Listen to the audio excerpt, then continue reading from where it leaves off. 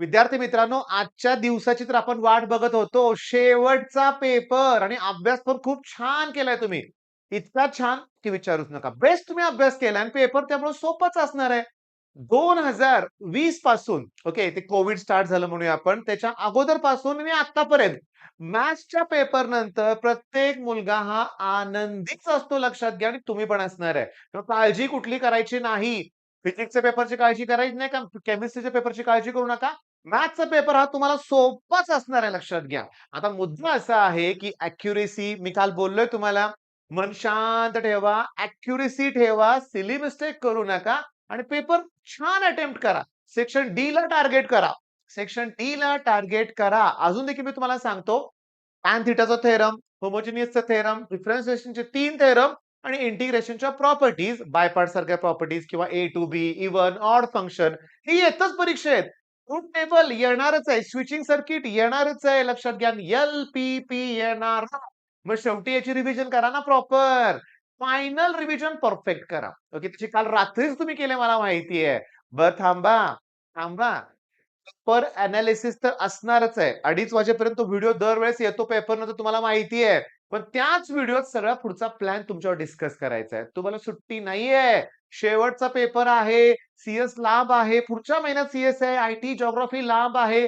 मग 2 दिवस आराम बिलकुल नाही बरं का. नाही म्हणजे नाही लक्षात घ्या. आता एवढं पेटून उठला, एवढा तुम्ही अभ्यास करताय. मग पेपर देऊन आल्यावर घरी गेल्यावर जेवण करून शांत जरा झोप घ्या. झोपून संध्याकाळी उठल्यानंतर मात्र अभ्यास आपल्याला परत स्टार्ट करायचा आहे. मला तुमचा रिस्पॉन्स शेवटपर्यंत पाहिजे. सीईटी होईपर्यंत, सीईटी नंतर, रिझल्ट नंतर, कॉलेज मिळेपर्यंत आपल्याला दम घ्यायचा नाहीये लक्षात घ्या. जोरात काम करायचंय. आणि सगळ्यात इम्पोर्टंट मी तुम्हाला सांगतो, पेपर सोपा असतो. मानसिकता.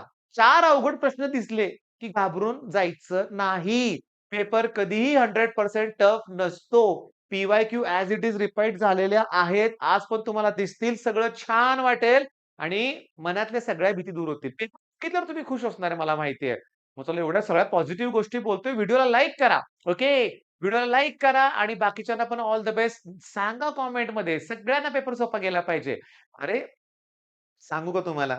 मी ॲज अ शिक्षक म्हणून तुमच्याशी बोलतोय, की सगळे पालक आम्ही तुमच्या बरोबर आहोत. तुमचे प्रामाणिक प्रयत्न दिसतायत. मग प्रामाणिक प्रयत्न दिसतायत म्हणल्यावर जे मार्क आहेत ते आम्हाला मान्य आहेत, एक्सेप्ट आहेत म्हणूया आपण. एक्सेप्ट केलंय आम्ही ते लक्षात घ्या. खरी लढाई ही मॅथ्स पेपर नंतर आहे. बरं आता त्यात कशाला वेळ घालवायचा आहे? पेपरला जाताना तुम्हाला एकदा पुन्हा ऑल द बेस्ट म्हणायचं होतं म्हणून हा नेहमीसारखा आपला व्हिडिओ आहे आणि मला माहिती आहे, की मी तुमचा आहे पर्सनल मेंटॉर. काही तुमच्या शंका असतील मी आहे आणि YouTubeचं मनापासून धन्यवाद. व्हॉइस मेसेज नाहीतर आत्तापर्यंत मला प्रश्न पडायचा, की टाइप करून किती लोकांना उत्तर द्यायचंय किंवा काही ठिकाणी असं असायचं कॉम्प्लिकेटेड क्वेश्चन असायचे. पण आता मी व्हॉइस नोट करून तुम्हाला उत्तर देतोय. जमेल तेवढं सगळ्यांना उत्तर देतोय आणि आता मी सगळ्यांनाच सांगतोय शेवटी पुन्हा all the best. All the best. Paper चांगलाच असणार आहे. व्यवस्थित अटेम्प्ट करा. चुका करू नका. छान पेपर लिहून घरी येऊन रेस्ट घ्या आणि माझ्या पुढच्या व्हिडिओची वाट बघा. All the best.